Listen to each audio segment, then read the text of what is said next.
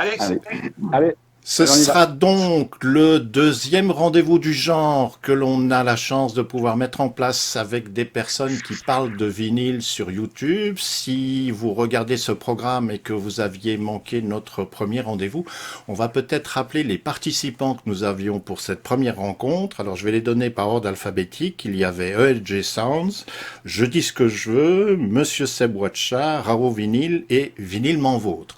Pour l'émission d'aujourd'hui, Vinylement Vôtre ne sera pas présent, mais par contre, vous allez découvrir 3 nouveaux participants. Alors là aussi, par ordre alphabétique, je vous donne le nom de leurs pages respectives, à savoir Fab Vinyl Connection, Musique Antique et Vinyl Club. Alors, bonjour à tous. Merci de nous donner un petit peu de votre temps, puisque en théorie c'est un jour férié, on devrait, même si c'est la fête du travail, se mettre au repos, mais du coup on vous a activé en disant on va quand même vous mettre à contribution. Alors peut-être l'occasion, puisqu'on vient de donner le nom de chacun des participants, de faire un tour de table en vous demandant, eh bien je dirais, de présenter la chaîne que vous avez et peut-être la faire découvrir pour nos 3 nouveaux arrivants aux téléspectateurs qui peut-être ne connaissent pas toutes les déclinaisons qu'on peut avoir sur YouTube dès qu'on parle de musique d'une manière générale et de vinyle en particulier. Alors, qu'est-ce qui se lance? Fab Vinyl Connection, le premier qui saute à l'eau? Allez, je saute. Bonjour à tous, déjà, merci pour l'invitation. Ça me fait énormément plaisir d'être parmi vous déjà aujourd'hui. Moi, j'ai lancé ma chaîne il y a environ un an en arrière, un an et quelques mois. C'est une chaîne qui parle essentiellement de disques vinyles, bien sûr, dans laquelle je fais des thématiques sur des groupes, je fais des comptes rendus sur ce que je trouve en vinyle d'occasion sur les vides-greniers, les brocantes. Et voilà, et donc je partage ça avec les abonnés depuis environ un an maintenant. Musique Antique. eh ben, bonjour à tous. Déjà, je suis désolé, il y aura peut-être des sons annexes vu que j'ai 3 ados à la maison et que c'est difficile à tenir, 3 ados, surtout depuis un mois qu'on est confiné. Moi, c'est une chaîne qui est assez généraliste. Alors, effectivement, je suis collectionneur de vinyle, mais c'est plutôt une chaîne qui parle de l'histoire de la musique. Donc, ça parle pas que de vinyle. Là, une de mes dernières vidéos, c'était sur la musique des Omeyyades. Donc, à l'époque, il n'y avait pas vraiment de vinyle. Et donc c'est assez généraliste, ça parle de toutes les périodes, c'est plutôt histoire de la musique. Et là, j'ai fait 3 vidéos, là, mes 3 dernières vidéos sont sur le vinyle, mais c'est pas exclusif. Donc je suis un peu une pièce rapportée du groupe, mais voilà, je suis quand même collectionneur de vinyle. Vinyl Club. Bonjour à vous. Alors normalement, moi je suis, on est deux sur notre chaîne, sur le Vini Club, avec Perrin, mon ami qui a plus de 20 ans. Donc on a voulu lancer cette chaîne parce qu'on est passionné de vinyle. Donc on voulait partager le vinyle, de ce qu'on achetait en tout cas. On est passionné de Britpop, de pop rock et de BO de film. Donc on présente nos achats qu'on achète généralement soit aux États-Unis, soit dans des pays étrangers, soit on va régulièrement en foire aux disques ou chez les disquaires. Donc c'est avec un grand plaisir qu'on fait des thématiques, soit sur des compositeurs de films qu'on aime ou sur les arrivages qu'on achète. Donc, on partage ça et c'est toujours un grand, grand moment de plaisir et de partage. Alors, pour les premiers participants, on va quand même leur demander de résumer, je dirais, le contenu de leur page. Comme ça, chacun aura un éventail de ce que l'on va vous présenter aujourd'hui, avec des retours que l'on va préciser juste après. Alors, on va profiter qu'André est en grand sur la grille. André, je te laisse peut-être parler de Je dis ce que je veux. Alors oui, ma chaîne YouTube, c'est Je dis ce que je veux, une chaîne donc qui parle beaucoup de disques vinyles, mais également un petit peu de musique. J'ai parfois aussi d'autres sujets sur la musique. Donc je traite parfois de sujets plus techniques sur le support du vinyle également, sur l'entretien ou ce genre de choses. Ou alors on parle aussi bien sûr musique, parce que ça aussi c'est très important. Voilà. Monsieur Sabouacha, alors, grande prouesse technique, on va voir. On a fait le test avant de démarrer l'enregistrement. On va essayer de le mettre en grand, mais je le laisse déjà s'exprimer. Oui, bonjour. Donc voilà, moi ma chaîne c'est Mister Sawatcha. Sur ma chaîne, comme on avait pu découvrir sur la première émission, c'est sur le thème bien sûr aussi du vinyle, mais pas que sur la mienne. Par contre, je présente aussi des CD. Voilà, parce que je suis un collectionneur aussi de CD. Et bien sûr, je peux aussi détourner la musique avec de l'humour, etc., etc. Donc c'est vrai que c'est une chaîne aussi un peu plus éclectique au niveau des écoutes. Par contre, bien sûr, je suis quand même un métalleux de première base. Alors, ENG Sound, toi aussi, parle-nous un peu plus de ta chaîne. Donc, merci à toi Bernard de l'invitation. Donc, NG Sound, c'est une chaîne qui a débuté en 2017 et comme je l'ai précisé la première fois dans la première émission, c'est une chaîne assez généraliste pour le coup. Une chaîne qui parle de nouveautés, qui parle des choses plus anciennes dans tout style de musique et en même temps, bon, il y a toujours ce côté un petit peu humoristique que j'ai avec mes personnages en plus qui donne une identité à la chaîne. Et donc voilà, je me balade aussi à travers la France en découvrant des collectionneurs, découvrir un petit peu leur univers et que j'essaie de partager bien entendu avec tous les abonnés et la communauté du vinyle. Et puis pour terminer, Daniel de la chaîne Raro Vinyl. Bon, je pense que tout le monde me connaît, hein. Voilà, Raro Vinyl. Pour moi, ma chaîne, elle est consacrée surtout aux musiques des années 60-70. J'adore la musique, mais je suis aussi collectionneur. C'est pour ça que j'ai fait cette chaîne. C'est aussi pour parler de certains pressages, certains qui sont devenus rares, pourquoi ils sont devenus rares. Et c'est surtout d'expliquer ça aux gens et de redonner aux jeunes de ma génération l'envie de racheter des pressages originaux d'époque, tout simplement parce que je trouve qu'ils sonnent mieux que les rééditions d'aujourd'hui. Alors, lors du premier entretien, on a évidemment chacun essayé de tirer un petit peu les leçons des questions et des sujets qui ont été abordés et on s'est rendu compte que l'on avait été relativement généraliste et que la musique peut-être avait été laissée un petit peu de côté. Donc chacun a eu des retours de la part des gens qui regardent vos pages respectives en disant bon c'est sympa, on a beaucoup appris, mais si on pouvait parler un petit peu plus musique, quelque part ce serait assez génial. Donc dans la thématique d'aujourd'hui, on va essayer de se rapprocher de la musique, du support, et la première question qui nous a paru sensée, c'est on vient d'évoquer vos pages, mais le contenu musical, est-ce que c'est un contenu généralistique ou avec une thématique très précise? Et dans les deux cas, est-ce que ce contenu présenté à l'antenne est nécessairement le même que votre collection ou les disques qui sont en votre possession? Et après, quel a été votre choix pour se dire je me lance dans tel domaine plutôt qu'un autre? Alors, qui est-ce qui veut se lancer en premier? Vinyl Club? Oui, je peux me lancer. Notre chaîne, nous, on est, comme je disais avec Perrin, on est passionné de BO, donc on va parler beaucoup de BO. On peut également chercher à faire des thèmes comme sur un réalisateur. On avait fait sur un réalisateur ou compositeur de musique de film comme John Carpenter. On prépare une nouvelle vidéo pour un autre compositeur. Il est important pour nous, en tout cas, on n'a pas envie de présenter des disques qu'on n'écoute pas. Le disque, chacun a sa sensibilité par rapport au disque, et je ne veux pas faire de la présentation sur quelque chose qu'on ne va pas écouter. Par contre, il est important de découvrir, pour ça qu'on regarde nous tous les autres vidéastes, découvrir d'autres univers au niveau de la musique. On écoute André ou Fab au niveau du rock, donc c'est toujours extrêmement intéressant, et il faut découvrir, il faut aller plus loin. Et ce qui est intéressant avec nous sur le Vinyl Club, c'est que moi, j'ai l'esprit un peu plus rock ou Britpop sur le fond. Et donc Perrin qui n'est pas là, mais lui il est un peu plus électro, donc ce qui permet en fait de varier un peu les deux dans la façon de présenter les disques. Et oui, c'est tout. Enfin, on veut partager. C'est le but de la chaîne, c'est de partager. Et on peut faire des thématiques sur beaucoup de choses. Il y a tellement de choses à faire quand on présente un disque, mais il faut présenter le disque qu'on présente qui est là. C'est moi généralement là on prépare sur un autre compositeur. Je vais pas le dire tout de suite, mais on prépare et ça fait 1 mois et demi que j'écoute quasiment que des disques de ce compositeur-là pour qu'au moment où on arrive sur l'émission, je vive en fait vraiment ce que je présente. Pour moi, c'est pour nous et c'est très important. Fab, ce que je peux dire. Oui, alors c'est vrai que à l'origine, moi je suis avant tout un mélomane. Je me considère pas comme collectionneur parce que je n'achète que les disques que j'aime. C'est-à-dire que quand sur un groupe, par exemple, ou un artiste, il y a 1 ou 2 albums que je n'aime pas, je ne les achète pas. Donc je présente essentiellement en fait de la pop, du rock, du hard rock. Ça c'est pour le versant, on va dire blanc entre guillemets de la musique. Et puis toute l'autre partie que j'aime, c'est-à-dire le reggae, la soul et le funk.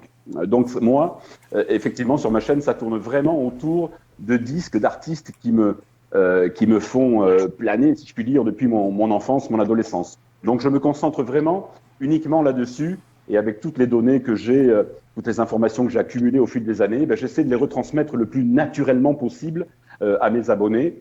Et voilà, moi, c'est vraiment ça qui m'anime, c'est ça qui me passionne sur ma chaîne, c'est ce partage qu'il y a, le retour avec les abonnés. Il y a un échange qui est très, très sympathique sur ma chaîne. J'ai beaucoup de chance. Et donc, voilà, moi, c'est ce qui m'anime aujourd'hui. Mais c'est vrai que je me concentre uniquement sur des disques que j'aime et que j'affectionne particulièrement. Ça, c'est sûr. Musique antique. Ben, je rejoins Fab sur ça. Moi, on a tellement peu de temps pour parler de choses qu'on aime, donc on va pas parler de choses qu'on n'aime pas. Donc, moi, je parle essentiellement de choses qui m'animent. Et moi, je suis un chien fou. C'est-à-dire que le matin, je me lève, je décide de parler d'un truc et il faut que la vidéo soit faite dans la journée, quoi. Donc, sauf quand il y a des collabs où j'attends souvent les collabs, mais moi, je fais hyper rapidement. Et moi, j'ai une couleur particulière puisque moi, je suis extrêmement généraliste, c'est-à-dire que j'écoute beaucoup de classiques, beaucoup de rock, beaucoup de reggae, enfin, j'ai vraiment toutes les couleurs à mon panel, mais je dirais que je suis comme Mozart, en toute modestie. Mozart disait qu'il y a deux sortes de musique, la bonne et la mauvaise, et je pense qu'on peut s'affranchir des genres en disant que la musique, c'est de la musique, et un bon reggae ou un bon grunge ou un bon hard rock, bah, c'est aussi bon que n'importe quoi, donc il n'y a pas de frontière entre la musique pour moi. Donc je collectionne. Alors moi je suis aussi particulier, c'est-à-dire que j'achète très très peu de choses neuves, puisque pour moi je suis collectionneur de l'objet avant tout. Donc ça c'est peut-être une question qui reviendra ultérieurement, mais c'est vrai que pour moi un vinyle c'est l'objet, il est d'époque. Donc j'achète pas de nouveautés. Alors j'ai rien contre les gens qui font ça. C'est juste que moi, je trouve que l'objet, il a une âme et que cette âme, elle se paye aussi dans le côté vintage du truc, quoi. Donc, j'achète que des vides-greniers, des brocantes, des trucs. Je sais pas, quelqu'un voulait dire un truc? Non, on est bon. On va poursuivre toujours avec la même question. ONG, peut-être? Disons que moi, j'achète beaucoup d'occasions. C'est vrai. Je préfère acheter de l'occasion parce que c'est vraiment le côté authentique de l'objet déjà. Et puis en même temps, il y a des groupes qui n'ont jamais ressorti ça en réédition par la suite. Et c'est vrai que les découvrir un petit peu ces vinyles-là. Et le pire, c'est qu'on ne le trouve pas forcément en France. Il faut des fois les commander à l'étranger. Et je sais qu'en Allemagne, j'ai déjà fait des commandes auxquelles j'ai réussi à les avoir, qu'en France, c'est impossible de les avoir. Et impossible. Peut-être pas, mais c'est pas facile. Voilà ce que je voulais dire. Mais oui, je suis plus pour les anciens pressages que les nouveaux. Sachant qu'aujourd'hui, les nouveaux pressages, je dis pas que c'est dégueulasse ou quoi que ce soit, bien au contraire, il en faut. Et je pense que ça va aussi pareil avoir son temps, hein, parce que les vinyles qu'on achète en 2015 ou en 2013 ou en 2012, quand ils vont prendre de l'âge aussi, donc à fur et à mesure du temps, d'ici 20 ans, on pourra dire que c'est aussi des vinyles qui ont vécu, qui ont eu une âme, même si c'est en période des années 2000. Mais voilà, après, je suis plus de le côté un petit peu, alors niveau style de musique, plus pop, rock aussi. Le côté électro, j'aime bien, j'adore. Et BO, j'aime bien. Alors les BO, c'est plus pas le score, mais plus les Various. Voilà, je suis plus basé là-dessus que les scores, parce que les scores, des fois, j'ai l'impression de m'endormir. C'est comme si j'écoutais du Schubert ou tout ça. Il faudrait que c'est à la longue, c'est chiant. C'est chiant. Enfin, pour moi, je parle pour moi. Et là, on va avoir 1000 fans de Schubert qui vont nous écrire, mais ça, c'est encore un autre problème. Je dis pas ça. J'ai pris ça comme exemple, mais c'est pas péjoratif, bien entendu. Pas de souci. Mais voilà, c'est particulier le score, hein. Donc moi, je suis plus pour les Various. Après, j'écoute aussi du reggae, j'écoute aussi de la New Age, et tout ce qui est disco des années 70, tout ce qui est R&B des années 90 surtout, hein. Et voilà, donc tout ce qui est aussi funk, parce que je rejoins un petit peu Fab là-dessus. Tout ce qui est funk, moi je suis un grand fan du funk, quoi. Donc c'est vraiment la musique qui m'a fait vibrer à l'époque quand j'étais plus jeune, et aujourd'hui j'ai pas mal de funk à la maison, hein. Encore ce matin, je me suis écouté quelques disques Et ça me donne une pêche d'en faire, quoi, voilà. Daniel, pour la même question, donc on rappelle couleur musicale de ce que vous présentez sur la chaîne, mais ou la couleur de votre collection personnelle? Alors, la couleur de ma collection personnelle, c'est assez particulier, parce que moi, j'écoute uniquement des musiques des années 60 et 70. Après, j'écoute, que ce soit du rock, pop rock, yéyé, musique de film. Et là, par contre, c'est vrai que les musiques de film, peut-être il y aura beaucoup de gens qui ne sont pas d'accord avec moi. Musique de film d'aujourd'hui, j'arrive pas à écouter. Je sais pas, j'arrive pas à écouter. Pour moi, non, mais c'est mon avis après. Après, chacun a son avis, moi je donne le mien. Pour moi, les musiques de films qui ont été faites à l'époque, il y a une âme, je sais pas, ça va avec le film. Je sais pas, on peut prendre n'importe quel genre de film, les films avec Louis de Funès, les premiers James Bond. Quand je vois maintenant les James Bond qu'ils font aujourd'hui, puis on voit les musiques des nouveaux James Bond, c'est catastrophique. Ça, c'est mon avis personnel. Le problème, c'est qu'aujourd'hui, les films, c'est trop marketing. En premier, c'est se faire de l'argent. Ça, c'est vraiment le but des producteurs et tout. Et puis, il y a plus d'âme dans les films, plus d'âme dans la musique. Attention, qui refont des musiques de films aujourd'hui, hein, des anciens compositeurs qui faisaient des chefs-d'œuvre à l'époque, mais j'ai l'impression aussi qu'aujourd'hui, ils sont plus inspirés. Ça, c'est mon avis personnel. Donc, c'est vrai que la musique d'aujourd'hui, j'ai beaucoup de peine à l'écouter. Et après, on va dire que je collectionne beaucoup les EP. Ça, c'est vraiment ce que je préfère. Voilà, je suis pas trop LP.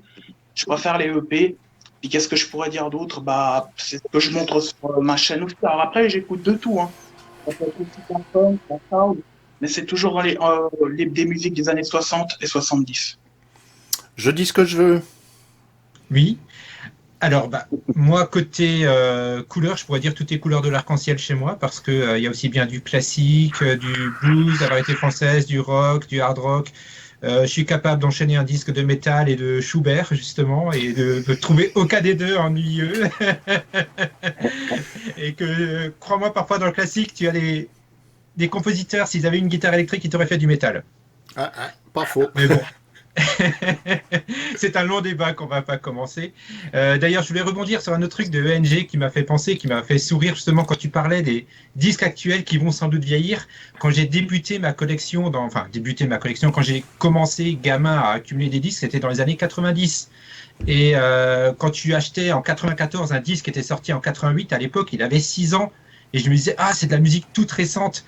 Et maintenant, quand je sors ces disques-là, je me dis, ah ouais, mais ça date quand même. Et tu vois là que le temps a passé et c'est vrai qu'il faut parfois laisser le temps et surtout parfois en laissant passer le temps, on arrête d'écouter certaines choses et on change et on évolue. Mais s'il y a une couleur qui est apparue chez moi, c'est le bleu pour le blues.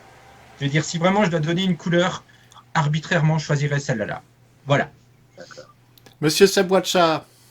Alors, chez moi, donc, si je prends la plupart de ma collection entre les vinyles et les CD, c'est vraiment une couleur plus métal, hein, voilà. Par contre, il faut savoir que j'aime pas tout style de métal. Par exemple, le métal symphonique, j'aime pas. Après, le grindcore, pour ceux qui connaissent pas, le grindcore, c'est vraiment le métal le plus violent qui puisse exister avec le black metal. J'écoute un peu de black metal, mais il faut qu'il soit un peu plus travaillé. Il faut pas que ça soit non plus violent et que ça veut rien dire. Sinon, après, ma collection a évolué selon mon âge. C'est-à-dire que avant de basculer dans le métal, j'écoutais les années 90, j'ai baigné dans le funk aussi, hein, dans la funk des années 70. Donc, en fait, sur ma chaîne, c'est exactement ça. C'est-à-dire qu'on va retrouver beaucoup d'années 80. On va beaucoup retrouver aussi de la funk, mais aussi du rock. Beaucoup de groupes de rock. Moi, ce que j'aime bien dans le rock, c'est surtout aussi de découvrir des groupes qui sont pas très connus. Voilà. Et en métal, c'est pareil. Je suis très, très groupe français, hein, petite production, comme par exemple Massisteria ou même un groupe de Rennes qui est Tagada Jones, par exemple. Voilà, un groupe de punk. Vous verrez aussi un petit peu de punk aussi sur ma chaîne. Mais voilà, c'est vraiment un petit peu de tout. Le principal, en tout cas, sur ma chaîne, c'est que tout ce qui est présenté a été écouté dans tous les cas. Et dans tous les cas, c'est tout ce qui me plaît. Voilà. C'est-à-dire que j'achète pas un vinyle pour faire plaisir à mes abonnés pour le montrer. C'est-à-dire que moi, c'est vraiment tout ce que j'aime. Voilà, des fois, ça peut pas plaire, hein, bien sûr. Mais le but du jeu, c'est d'écouter vraiment ce qu'on aime.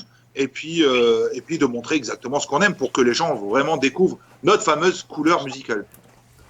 Alors en complément à ça, il y a une question que l'on avait envie de poser, c'est le choix du support. Alors on l'a compris, toutes les personnes qui apparaissent à l'écran, plus ou moins de grande ou petite taille, peu importe, on est tous fans de vinyle quelque part, mais pour autant, est-ce que vous avez renoncé à d'autres supports? Alors support avant le vinyle, on va dire le 78 tours, voire même des rouleaux, parce que c'est aussi des choses qui se collectionnent. C'est un petit peu plus complexe parce qu'il faut l'appareillage qui va avec, mais aussi dans des formats qui ont été sur la même période que le vinyle, par exemple les cassettes, les bandes audio, ou ce qui vient après, où on rentre dans cette notion de fichier numérique avec des qualités totalement différentes, mais évidemment avec une maniabilité totalement autre, et surtout la gestion sur, dans mon téléphone mobile, il y a finalement plus de morceaux de musique que de personnes dans mon carnet d'adresses, par exemple. Qui veut se lancer dans l'aventure d'essayer de répondre à cette question?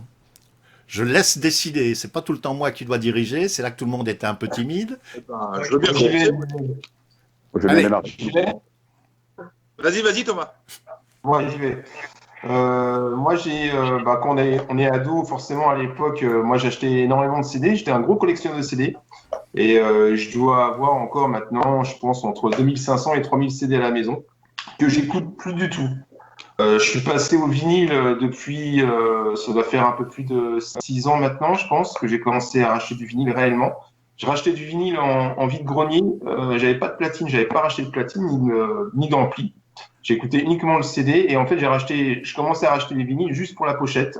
Et après, à un moment donné, je me suis dit, je vais passer vraiment à l'écoute. Et à partir du moment où je passais à l'écoute sur du Floyd, sur du Dark Side ou autre chose que j'écoutais, Oasis ou du U2, et j'ai complètement arrêté le CD. Mes CD, alors je les garde, hein, mes CD, j'ai une collection. Généralement, c'est ce que je dis sur la chaîne. Si je commence à acheter un compositeur ou je commence à acheter, par exemple, un groupe, il me faut l'intégralité. Et ce qui va l'intégralité, c'est comme le vinyle, c'est l'album et les maxi 45. Donc en CD, pendant longtemps, j'ai collectionné les maxi 45 tours de Stereophonics, d'Oasis, bon, je les ai tous ceux-là. Et maintenant, je recommence quasiment sur le vinyle et ça me procure une sensation qui est juste incroyable d'avoir la pochette. Et c'est vrai que le CD me procurait plus aucune émotion quand je l'avais en main et quand je l'achetais. Qui est revenu complètement avec le vinyle. Et le vinyle, ce qui est passionnant également, pour aller un peu plus loin, c'est la recherche. Parce qu'il y a l'écoute, il y a le fait de posséder l'objet et il y a la recherche, qui est aussi extrêmement, qui est pour nous, en tout cas avec Perrin aussi c'est pareil, qui est passionnante en fait. C'est pour ça qu'on se déplace souvent dans les foires disques ou dans les vides-greniers ou chez les disquaires. Voilà. Fab? Oui, alors le choix du support. Alors moi, je grandis dans une génération où j'arrive en 68, donc je grandis dans les années 70. On a un petit manche-disque à la maison. On écoute ça jusqu'à l'âge de 20 ans. 88, 89, moi je me rappelle très très bien, j'ai une très bonne mémoire, donc le vinyle tout doucement disparaît des étals, le CD arrive. Première platine CD, on me l'offre quand je finis mon armée à la fin de l'année 87. On se réunit avec les copains, j'avais une Sony. On met un disque, l'album de George Benson, l'album de 1980. Et là on écoute et on se dit, qu'est-ce qui se passe? Qu'est-ce que c'est que ce son pourri? C'est dégueulasse, il n'y a pas de basse, il n'y a rien. Première fois qu'on écoutait du CD à 20 ans, et on a détesté les premières écoutes. On a trouvé ça très froid, glacial, trop d'aigus, plus de basse. Et du coup, on est rentré comme tout le monde là-dedans parce qu'on n'avait plus le choix. Quand un artiste sortait un album, il ne sortait plus en vinyle, il ne sortait qu'en CD. Donc malheureusement, comme tout le monde, on est rentré dans ce truc du CD. On n'avait pas trop le choix. Moi, j'écoutais toujours parallèlement à ça mes vinyles. J'en achetais de moins en moins parce qu'on en voyait de moins en moins, mais c'est vrai que je me suis fait une belle petite collection, entre guillemets, dans les années 90 parce qu'on les trouvait à 10 francs, à 15 francs. Des disques des Rolling Stones, des disques de Jimi Hendrix, de Janis Joplin, des disques des Doors. On trouvait tout ça à foison dans les années 90 parce que tout le monde s'en était débarrassé. Donc je suis passé à mes 20 ans au CD. Et puis rapidement, en faisant la fête un soir avec les copains, on écoutait Highway to Hell d'ACDC en CD. Et puis je me disais, mais putain, mais il manque un truc... c'est pas possible. Et j'ai ressorti mon vinyle. Et on était tous avec les copains à la maison. Et dès l'intro de guitare, on se dit, bordel, il y a un écho incroyable que le CD a totalement gommé. Le CD de première génération, qui était en AAD avec des encodages épouvantables. Et on s'est dit, mon Dieu, mais que le vinyle sonne mieux, c'est plus chaud, c'est plus rond. C'est certes moins parfait au niveau purement musical, bien sûr, mais il y a une rondeur, une chaleur, un truc qui vous prend, et on a l'impression que effectivement le son est meilleur. Mais ça, après, c'est une question d'oreille et de sensibilité. Moi, je préfère 1000 fois le son du vinyle. Ça fait 5 ans, 6 ans que je n'ai pas réécouté de CD, mais malheureusement, il y a des groupes que j'aime, comme Thunder, par exemple, des groupes hard rock que j'adore et qui ne sont sortis qu'en CD, et j'attends toujours les vinyles, donc j'alterne un peu entre les deux. Mais là, c'est vrai que depuis 5 ans, j'ai totalement laissé... j'ai réhabitué mon oreille au vinyle et je ne peux plus rien écouter quand j'écoute un CD. Ça m'insupporte presque au niveau son, parce que le son numérique, pour moi, devient presque insupportable. Donc, je suis un un drogué de vinyle. André? Alors, moi, quand j'étais gamin, justement, comme je disais avant, j'achetais du vinyle parce que, comme vous l'avez souligné, ça ne coûtait rien. Et c'est ce qui me permettait, en fait, quand tu es gamin et que tu as de l'argent de poche, un CD, à l'époque, ça coûtait assez cher. Fallait calculer à peu près 22 € si on convertit en euros. Alors que les vinyles, tu avais ça pour entre 1 et 2 €. Donc, avec de l'argent de poche, moi, je me suis surtout mis au vinyle, en fait, parce que c'était pas cher. Et je pouvais acheter la musique que j'aimais, la musique du passé. Mais il y a aussi d'autres supports, la cassette audio, les bandes magnétiques, le 78 tours. Alors, les rouleaux, non, ça, j'en ai pas chez moi. Je veux dire, en fait, je suis surtout un collectionneur de musique. Et ce qui me fait sourire, c'est quand je vois que vous me dites que ça fait 4 ou 5 ans que vous n'avez pas écouté de CD. On va dire que depuis le confinement, j'ai recommencé à écouter du CD. Et l'expérience la plus drôle qui m'est arrivée, c'est qu'au bout d'un moment, tu te dis, mais attends, il continue ce CD là, et en fait, j'ai perdu l'habitude d'avoir 40 minutes de musique d'affilée. J'ai l'habitude de retourner le disque au bout de 20 minutes, et au bout de 25 minutes, 30 minutes, je me dis, mais attends, c'est trop long, il n'y a pas la pause au milieu, quoi. C'est quelque chose qui est assez marrant. Lorsque vous allez réécouter du CD, vous allez bien rigoler là-dessus. Mais après, je ne suis pas pour un support. Pour moi, la musique prime d'abord. Et il y a eu de très bons CD, il y a eu de très mauvais CD, tout comme il y a eu de très bons vinyles et de très mauvais vinyles, quoi. Donc, mais principalement, je reste sur vinyle et CD. Les cassettes, je laisse un peu tomber parce qu'elles vieillissent assez mal, quoi. Voilà. Daniel? Non, moi, j'ai eu la chance parce que mes parents, c'est des collectionneurs de vinyle déjà depuis que je suis gamin. Donc, j'ai eu la chance, on va dire, je suis né avec le vinyle, même si je suis pas né comme mes collègues. On va dire, j'ai pas connu vraiment les débuts du vinyle. Mais moi, je suis né, on va dire, quand les vinyles commençaient à se débarrasser, parce qu'il y avait l'arrivée du CD. Donc, j'ai fait acheter que du vinyle. Puis, franchement, le CD, j'ai beaucoup de mal. Je trouve que c'est un objet trop froid. Puis le vinyle, je sais pas, il y a quelque chose d'authentique. C'est exactement ce que disait Musique Antique avant. Je sais pas, le vinyle, moi je trouve que c'est authentique, c'est ancien. Il y a une âme. Ça, c'est mon ressenti. Donc moi, je suis très vinyle. C'est vrai, j'ai beaucoup de peine avec les CD. J'en collectionne quelques-uns. Par exemple, je collectionne les CD Intrada en musique de film. Ça j'en ai quelques-uns. Mais après, je préfère le vinyle. Voilà, ça c'est mon opinion. Musique antique, on t'a quasiment tendu la perche là. Donc moi, en ce moment avec le coronavirus, je collectionne les rouleaux mais de PQ, donc je n'ai pas d'autres. Bien trouvé. Moi, je suis pas forcément, je suis hardcore vinyle à fond parce que j'adore l'objet, ça me rappelle mon enfance. Je suis un petit peu de la même génération que Fab. Moi je suis de 71, donc forcément j'ai connu la plus grande partie de ma jeunesse, je l'ai connue rien qu'avec des vinyles, et 45 tours et 33 tours, et maxi 45 évidemment. Et après, bon, moi j'ai basculé dans le CD parce que pour moi c'était pendant l'adolescence, donc pour moi c'était le futur. Le vinyle c'était un truc de vieux, et donc j'ai basculé dans le vinyle jusqu'à ce que j'ai continué toujours d'acheter du vinyle parce que c'était un support que je trouvais joli, mais simplement les écouter juste pour avoir l'objet en tant que collectionneur plus. Et puis là, ça fait une quinzaine d'années que je me suis remis au vinyle, à écouter des vinyles, à avoir ce cérémonial-là, parce qu'il faut, on l'a pas évoqué, mais c'est hyper important. Le CD, on le pose, on l'écoute, et puis on revient une heure après, on en met un autre. Alors que le vinyle, on les poussette, on le sort de sa pochette, on le respire, on le met, il y a tout un cérémonial, il y a le bras qu'il faut amener, le petit bruit qui crépite. Il y a tout un cérémonial qui est hyper cool, et un peu comme la cérémonie du thé, quoi. C'est pas ça. Et ça se mérite, voilà, l'écoute d'un vinyle, ça se mérite. Et puis on se mate la pochette, on regarde tous les petits détails qu'on ne voit pas sur un CD parce que malheureusement la pochette est beaucoup trop petite. Et surtout, l'artwork est vachement moins travaillé, quoique maintenant un peu plus parce que ça se vend moins, donc forcément, il faut qu'ils trouvent des parades. Et donc, moi, je collectionne le vinyle, mais j'ai pas mal de cassettes aussi encore d'époque. Et j'ai aussi beaucoup de CD. J'ai du MP3 dans mon téléphone, donc j'ai pas vraiment de frontières par rapport à je dirais que c'est la musique qui gagne, mais j'ai quand même mon cœur est au vinyle. Et après, il y a aussi un truc que je tiens à dire, c'est que en tant que collectionneur et en tant que youtubeur, enfin, j'aime pas trop le terme youtubeur, mais on va dire comme ça pour simplifier, t'es identifié comme collectionneur et amateur de musique.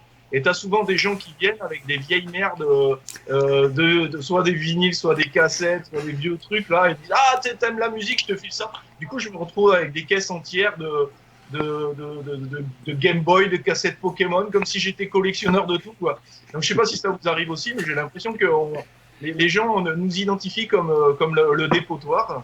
Donc j'ai plein de disques que j'écouterai jamais parce que c'est pas du tout ma came. Mais soit je les file, soit je m'en sers pour faire des décos ou des trucs comme ça. Donc, voilà. Monsieur Sebouatcha. Alors, bah, moi, je suis en fait un gros drogué de musique.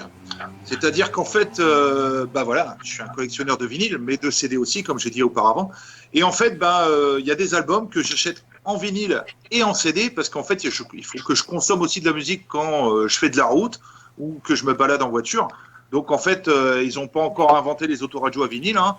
Donc effectivement, sur certains artistes ou groupes, moi j'achète les deux versions. J'achète la version vinyle et la version CD aussi, parce que des fois aussi, ça peut arriver. Hein, ça m'est arrivé que sur le vinyle, il manque un titre par rapport au CD, par exemple, et qu'on trouve que sur le vinyle ou que sur le CD. Donc c'est bien aussi d'avoir des fois les deux versions aussi.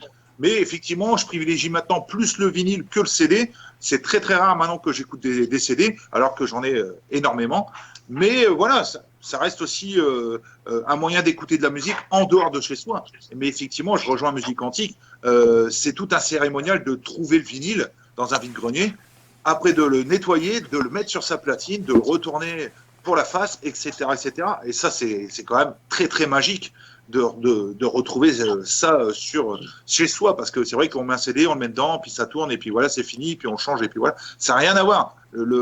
Ceux qui passent au vinyle, entre guillemets, ou qui se remettent au vinyle, effectivement, il faut se dire que si ça fait des années qu'ils écoutent du CD, ils ne retrouveront jamais le son du CD, et les gens qui écoutent du vinyle, ils ne retrouveront jamais le son du vinyle non plus.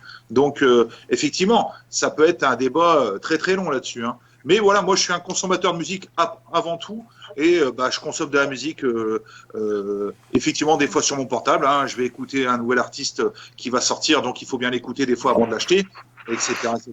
Et surtout aussi dans la voiture. Bon, c'est pour ça que j'ai une très très grande collection de CD aussi. Et bien sûr, par contre, j'écoute plus de vinyle que de CD. ONG, le pauvre. Non, mais tout va bien. Tout va bien. Écoute, moi, c'est plus vinyle que CD. Bon, alors, j'ai des CD, je dis pas le contraire. J'en ai plein. J'en ai des cartons qui sont pleins, que j'écoute même plus, parce que la plupart, j'essaie de me les refaire en vinyle. C'est-à-dire que je les rachète en vinyle en nouvelle édition, parce que la plupart ont été édités dans les années 90, et dans les années 90, ils avaient complètement arrêté de produire des albums, je parle bien, hein, des albums vinyles de certains artistes. Moi, le vinyle, je veux dire que c'est depuis mon enfance, hein. Depuis petit, je voyais mes frères et sœurs qui mettaient le vinyle, et puis moi, je regardais, j'étais fixé sur la platine en train de voir le truc tourner. Et encore aujourd'hui, quand je vois mes neveux qui sont chez moi, des fois de temps en temps, ils me disent écoute, Daddy, il y a moyen. Et alors, je leur mets un vinyle qu'ils aiment bien. Et puis, ils sont là, figés sur la platine, ils bougent pas. Je dis ça va? Oui, je regarde. Mais ils regardent pendant 20 minutes. Ils sont debout, ils bougent pas. Et du coup, en fait, ça me fait penser à moi quand j'étais gamin. Et du coup, je me revois un petit peu à travers eux. Et c'est incroyable, parce que je me dis, putain, c'est le truc. Le pire, c'est que maintenant, mes neveux qui sont nés en début des années 2000, ils veulent faire comme leur tonton. Ils veulent aussi collectionner des vinyles par la suite, hein, quand ils seront plus grands. Et c'est vrai que moi, aujourd'hui, je suis pas contre le MP3 ou quoi que ce soit. C'est quand même pratique, parce que moi, je sais très bien que quand je voyage, quand je pars à droite, à gauche, il me faut de la musique, il faut que ça m'accompagne. Et je l'ai souvent en MP3. Donc j'ai une clé et puis je le mets dedans. En fait, ça me prend moins de place qu'un CD. Donc, mais après, les CD, c'est vrai que quand j'ai découvert le CD, j'étais un petit peu déçu, surtout les premiers pressages, comme quelqu'un en parlait tout à l'heure, là, au début des années 90. Parce que ce qu'il faisait, c'est que il copiait le master du vinyle sur CD. Et ce qui fait qu'on avait un son de merde. Il n'y avait pas de. Il n'y avait rien, en fait. J'étais obligé de mettre à fond le CD pour l'écouter correctement. Et aujourd'hui, et quand tu vois aujourd'hui que certains masters, ils te mettent ça sur vinyle, le master CD, hein, je te parle, et ils te mettent ça sur vinyle. Alors du coup, c'est vrai que, tu vois, c'est à l'époque, dans les années 90, ils faisaient ça, et puis maintenant, dans les années 2000, bah, ils font l'inverse. Ce qui fait qu'on a un truc qui n'est pas terrible des fois. Alors, je dis pas que les maisons de disques, ils ont fait ils sont améliorés, Dieu merci, parce qu'ils ont compris le truc. Mais c'est vrai que moi, j'écoute de tout, en fait. Hein. Je l'écoute en MP3, j'ai des CD aussi, j'ai un lecteur CD. Je mets des fois des CD, pas tout le temps.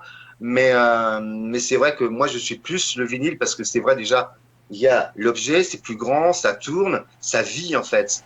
Et tu peux choisir, même quand il y a des musiques qui sont calmes ou avec de l'agressivité derrière dans la musique, on sait où on doit mettre ta cellule, quand c'est calme ou pas. Quand il y a des sillons qui sont foncés, on sait que c'est une période calme. Et quand c'est. Voilà. Et c'est ça. Et on le repère avec ça, qu'avec un CD, on ne le repère pas. Vinyl Club, tu voulais rajouter un commentaire ? Non, j'écoute, il n'y a pas de souci. C'est parce que quand on a parlé finalement remasterisation, je t'ai vu tout d'un coup en disant tiens, il y avait peut-être quelque chose à apporter. Alors si c'est pas le cas, on va passer à la question suivante, qui risque de faire un petit peu débat parce que elle est passionnante en tant que telle. Maintenant qu'on vient d'évoquer les supports qui sont, je dirais, votre préférence, donc le vinyle, c'est comment faites-vous pour les trouver ? Est-ce que vous allez chez votre disquaire, et à condition qu'il y en ait encore dans votre ville ou dans votre région, est-ce que c'est plutôt le disquaire sur Internet ou est-ce que vous privilégiez certaines plateformes de vente-échange ou bien des gens, on a l'impression qu'ils ont un dépôt-vente quelque part, ils ont quasiment tout à disposition, mais avec une grille de prix qui affole chacun d'entre nous. Et puis en complément à la question, parce que je dirais elle est de sa finalisation, c'est est-ce que vous avez rencontré des problèmes avec les douanes? Est-ce que vous avez rencontré des problèmes avec la poste? Est-ce que les soucis d'emballage sont sans doute l'une des premières interrogations que vous avez avant de passer commande? Donc la question est assez large. Je laisse chacun d'entre vous choisir. Musique antique, je sens que déjà en disant qu'est-ce que je vais faire avec cette question? Non, moi c'est très simple. J'achète rien en neuf.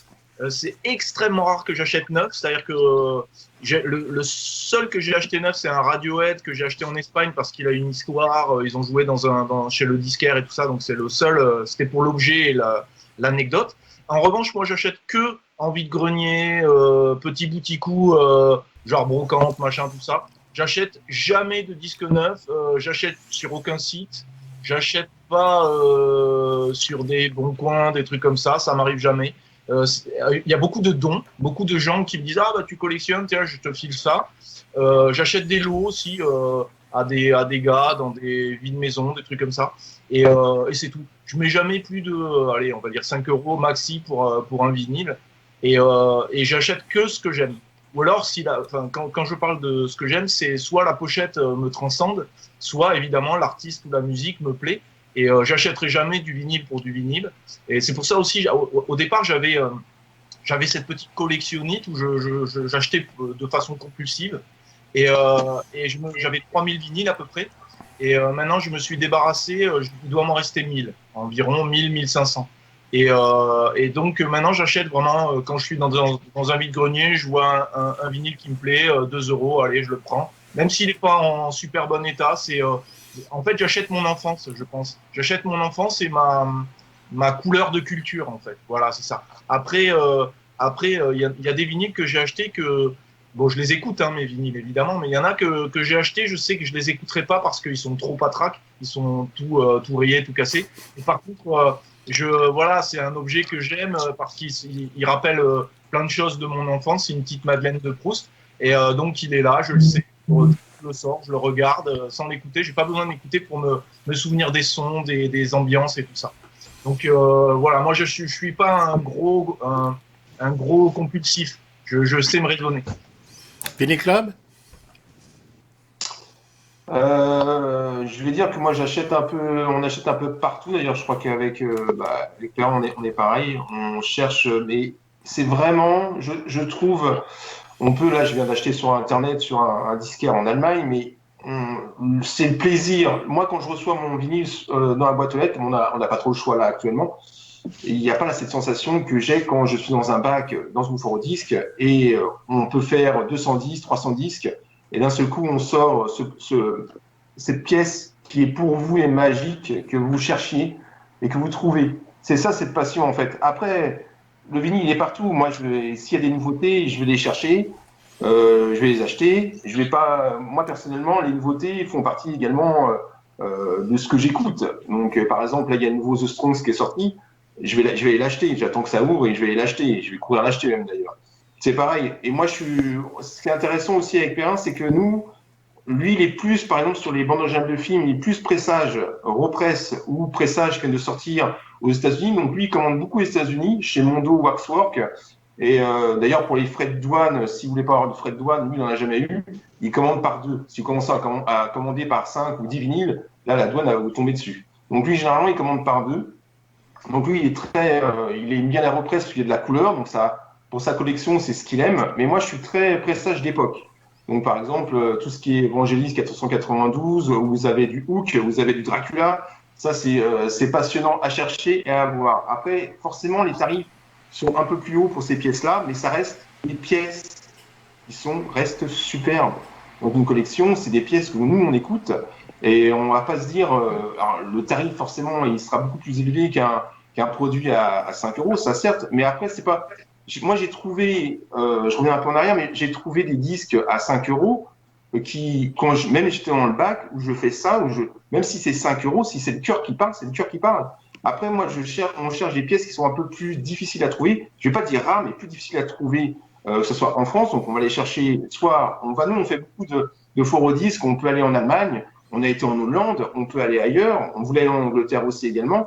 C'est juste aller chercher. Mais le disque, en fait, il est partout. C'est ça qui est aussi magnifique. Il est partout et rare à la fois. C'est ça qui est juste magnifique. C'est magique. Simplement, quand vous trouvez un disque, c'est magique. Soit c'est dans un vide-grenier, que ce soit, même s'il y a une nouveauté qui est à la Fnac, ou que c'est dans une foire aux disques, encore chez un disquaire, quand vous trouvez votre disque, c'est ce côté magique.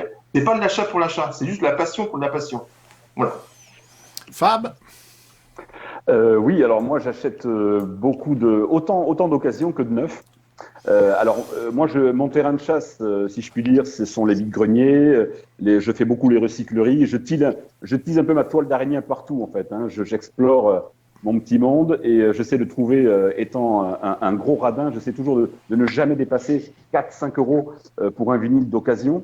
Parce que j'estime pour ma part que, alors sauf pour certains cas, bien sûr, c'est très complexe, mais j'estime qu'un disque d'occasion qui s'est bien vendu ne doit pas être vendu trop cher. Donc, généralement, moi, je suis dans une région où il y a beaucoup de vide-greniers et de brocantes. Donc, je ratisse beaucoup là-dessus. Les disquaires à Bordeaux, il y en a très peu et ils sont excessivement chers. Donc, je préfère me rabattre sur des enseignes de libraires, c'est-à-dire des petits bouquinistes qui rentrent des vinyles et qui vous les vendent, pareil, entre 4 et 10 euros à peu près. Là, ça, c'est pour l'occasion essentiellement. Et puis, l'occasion, bah oui, moi, je suis très fidèle à mon disquaire sur Internet, hein, qui s'appelle, que tout le monde connaît, recordsale.de, sur lequel on a la chance de trouver des disques en très bon état à encore des prix très raisonnables, une moyenne de 4-5 euros par vinyle environ, avec des frais de port à 10 balles fixes pour que vous preniez 5, 10, 15, 40 vinyles, c'est 9,90 € point barre. Donc les mecs sont honnêtes, ils vous envoient des disques qui sont en très très bon état pour le prix qu'ils les vendent. Donc je passe essentiellement par eux pour l'occasion. Et puis pour le neuf, eh ben oui, forcément pour le neuf, mes disquaires, moi, ne sont pas compétitifs du tout. Il y a un écart de 10-15 euros par rapport à des grandes enseignes. Donc oui, moi je suis le vilain petit canard qui, je l'avoue, fait les grandes enseignes pour ramasser des bonnes rééditions de disques, parce que tout ne sonne pas mal en réédition, hein. Il y a à boire et à manger, mais comme le disait André très justement avant, il y avait aussi de mauvais pressages à l'époque. Il n'y avait pas que des bons disques originaux, hein. Il y avait aussi des disques avant qui sonnaient très très mal. Donc moi, je privilégie pour le neuf, effectivement, les grandes enseignes où j'essaie de choper des disques dans des bacs à soldes à 10 euros, 15 euros, et je complète un petit peu ma collection comme ça. Donc je suis moitié occasion, moitié neuf. Voilà. ONG? Alors moi, je suis plus côté... bon, sur Internet, on peut trouver des vinyles pour pas cher, honnêtement. Moi, je sais que j'ai un groupe sur Vinyl Star, et il y a des vendeurs qui sont honnêtes et qui vendent des vinyles pour vraiment pas cher. Pour 2-3 euros, on peut se faire une belle petite collection. Et du coup, ben, je vais là, donc via des vendeurs qui sont sur le net, sur Facebook notamment, et qui sont cohérents avec le prix. Hein. Les disquaires, alors moi j'ai de la chance, mon disquaire, ça va. Il se fait une petite marge, mais c'est tout à fait normal, hein, parce qu'il a une vie, tout ça, donc je peux le comprendre. Donc je vais chez mon disquaire, lui prendre quelques vinyles. Sinon, je vais souvent à la Trocante aussi, parce qu'on a une Trocante ici à Vannes, et auquel ils font des foires aux disques. Et là aussi, c'est pareil, je me fais une belle petite collection pour 5 euros pour des vinyles qui sont pas courants, on va dire. Il m'est déjà arrivé de trouver une BO de Countryman, une BO de reggae pour pas cher, hein, je l'ai trouvé pour 7 euros. Alors que quand on voit sur le net, on le voit entre 12 et 15, voire 20 euros. Donc voilà, il y a quand même des lieux ici dans le Morbihan auxquels on peut trouver des vinyles vraiment pas chers. Après, il y a aussi tout ce qui est brocante, vide maison, des choses comme ça.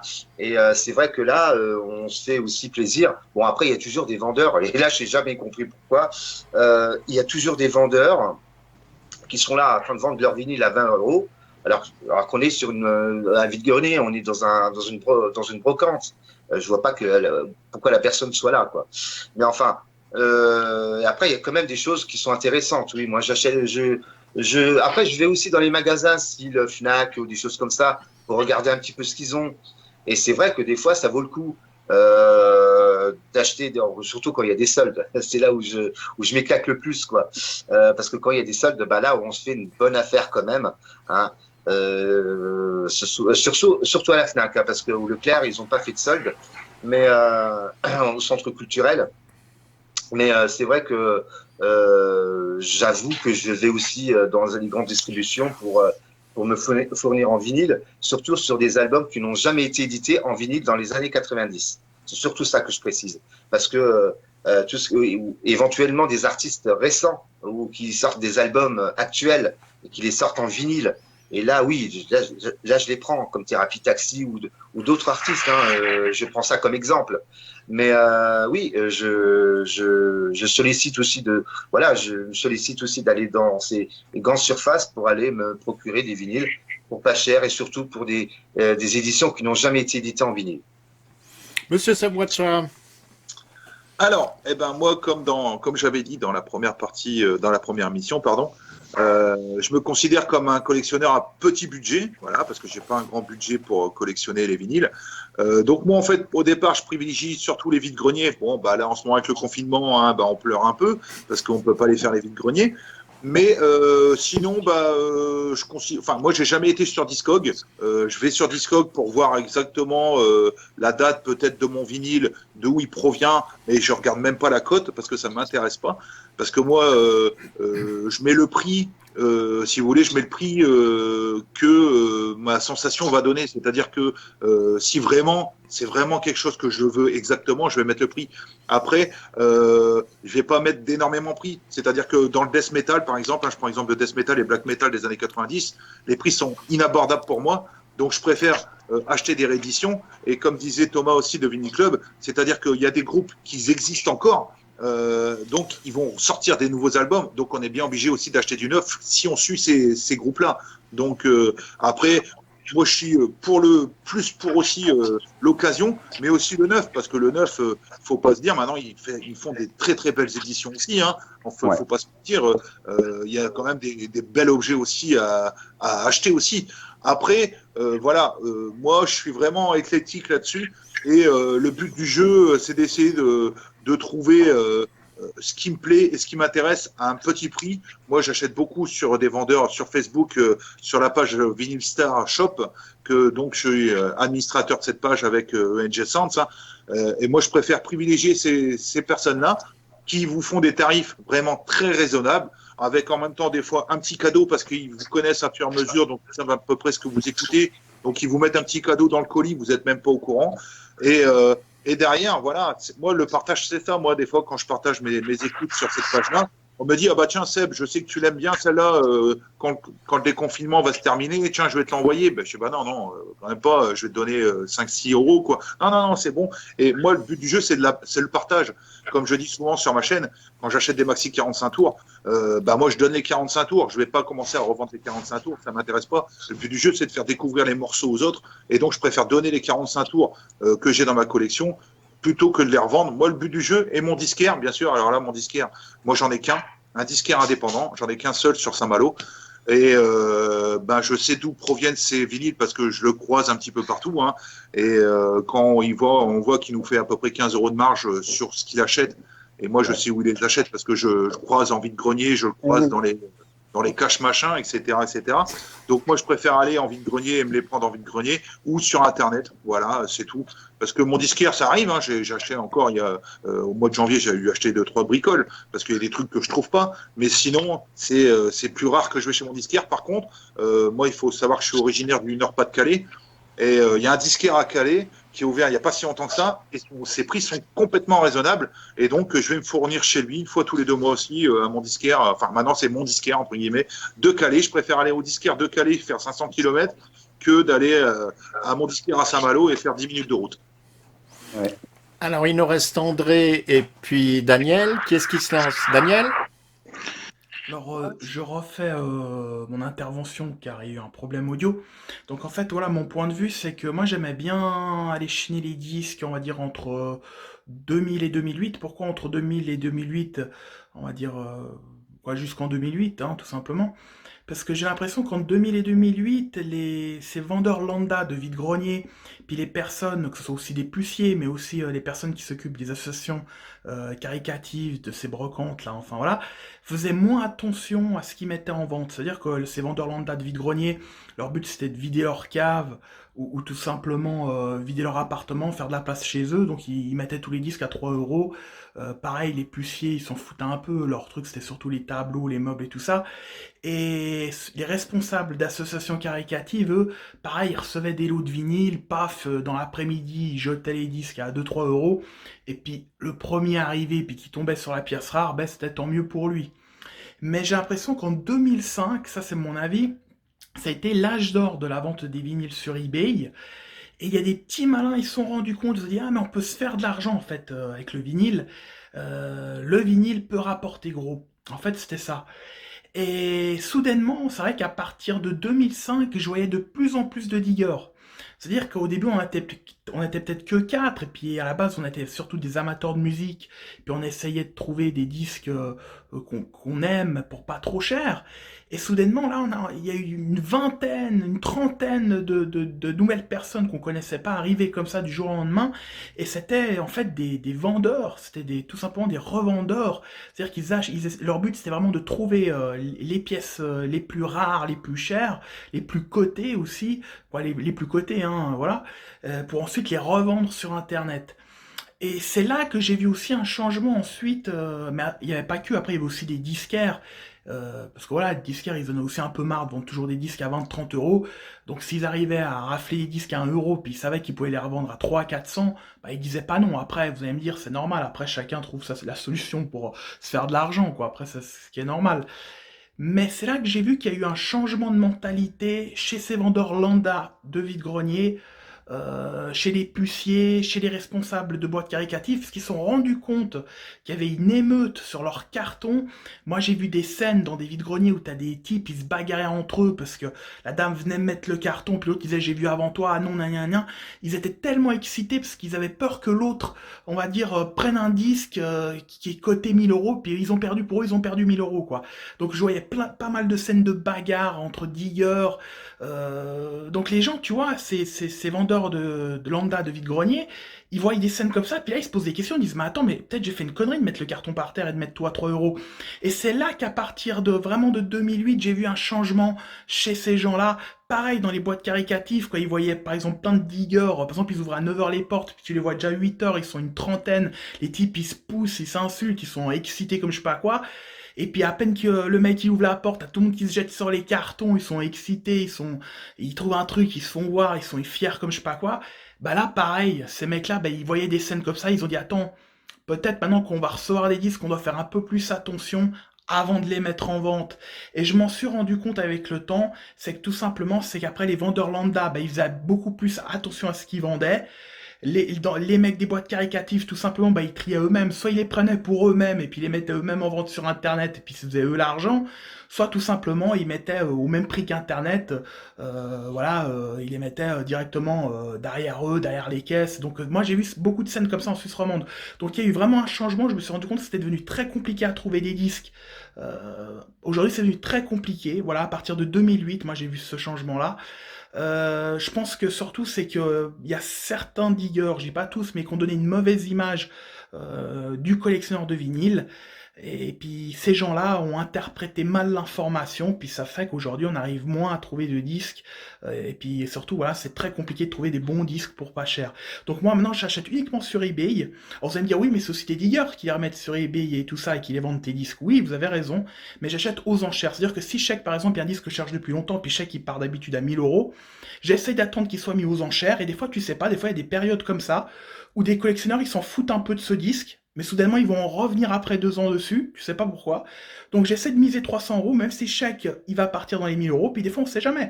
Ça se trouve que dans ce jour-là, il y a personne qui a envie de mettre une grosse somme sur ce disque. En ce moment, j'achète principalement en vide-grenier et chez les disquaires, ou en bourse disque également.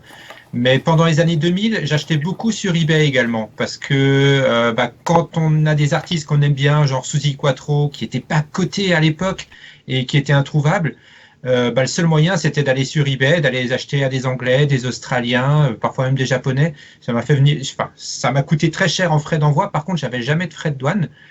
Globalement, les disques étaient bien emballés.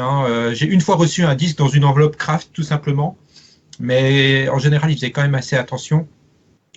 Mais actuellement, c'est vrai que je suis revenu d'Internet parce que j'ai un peu l'impression que c'est un peu, je mets ça entre guillemets, de la triche. C'est-à-dire, il n'y a plus le jeu, le sport d'aller faire tous les disquaires, de faire les bourses disques, de chercher un disque.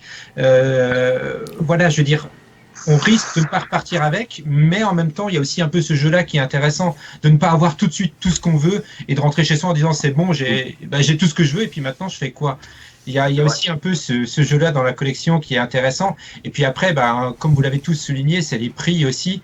Voilà, je pense qu'on est tous un peu radins ou un peu économes ou peut-être même un peu intelligents de ne pas payer 20 euros un disque qu'on peut payer peut-être 10 la semaine d'après, quoi.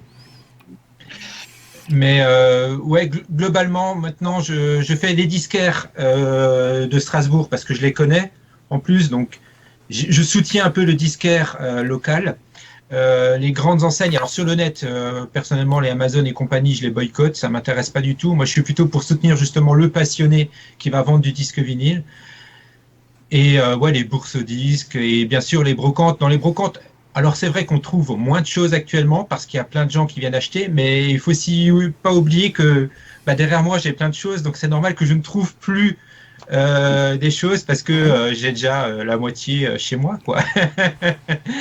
Donc voilà, quoi, pour répondre à la question. Alors, ce que je vous propose, c'est peut-être d'arrêter pour aujourd'hui. Ça va faire quasiment plus de 60 minutes que nous sommes ensemble et seulement 4 questions, mais évidemment 8 personnes en ligne. Donc, pour que chacun puisse avoir le temps de s'exprimer, on se rend compte que le temps passe très rapidement. Ce qui sera intéressant, puisque c'est la deuxième version, pourquoi pas essayer d'en envisager une troisième, mais peut-être aussi laisser le soin à ceux qui régulièrement sont sur vos pages, de les inciter à donner leur opinion sur ce format d'émission, sur son contenu, et s'ils avaient des désirs particuliers sur des sujets à traiter, qui permettraient à chacun peut-être de se retrouver ensemble, parce qu'il y a une thématique sur laquelle chacun se sentirait, je dirais, assez ou concerné ou assez à l'aise, et comme ça nous donnerait l'occasion d'avoir cette notion de à suivre, et on aura peut-être le numéro 3. Qu'en pensez-vous?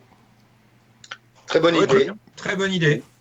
Alors, on fait suivre la chose et puis on arrête l'enregistrement ici. En tout cas, merci à tous et puis excellente fin d'après-midi. Merci à vous les copains. Ciao. Ciao. Ciao. Merci tout le monde. Ciao, ciao.